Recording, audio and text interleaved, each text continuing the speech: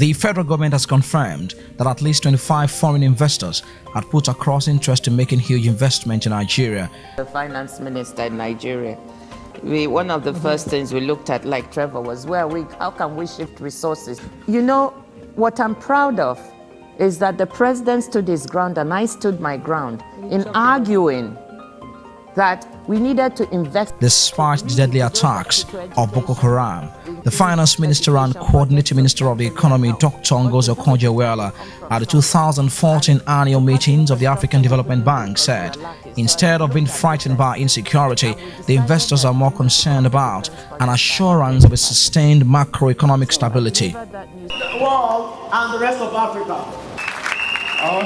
In Lagos, investors held the position of the federal government, expressing hope of more foreign direct investment despite terror attacks in some parts of the country.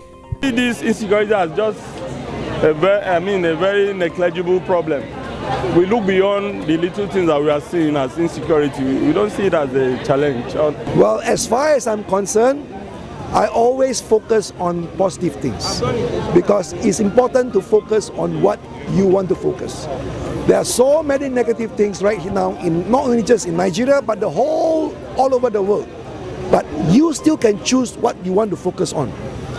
With 25 portfolio investors from Asia, the United States and the UK, more confidence for maintaining the macroeconomic stability remains. We have the potential to be economic giants in Africa, or not even in the whole world. The Boko Haram incident will not deter, I think, a determined investor to come to Nigeria and invest. Investors say the focus targets the possibility of exploiting the prospect of the Nigerian economy rather than dwelling on security threats. But when we came in Nigeria, we found out that Nigerians are very loving people. Though there are, those places that has some security problem, but it's okay.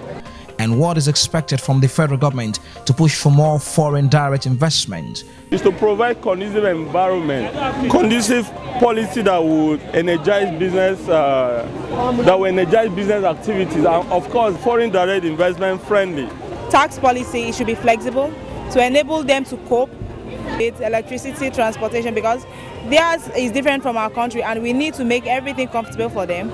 And the aspect of policies, it should be favorable also. Investors are positive security challenges troubling the country are temporary, stressing that they have faith in the strength of the economy to weather all insurrections.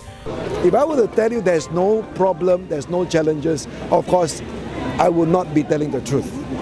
Well, the thing is that if people who have the courage, these are the country, especially in Nigeria, where we have the courage and people who are able to take risks. There's a lot of opportunity here. But we must be able to see the challenges for what it is, because to me, challenges and problems are opportunities. So there's a huge, huge opportunity here. The International Monetary Fund (IMF) forecast GDP growth of 7.4% for Nigeria in 2014, up from 6.2% it projected for the economy last year, and these investors have decided to tap into this opportunity in spite of the wave of terror attacks battling the very existence of Nigeria. For ONTV Business News, John Emmanuel.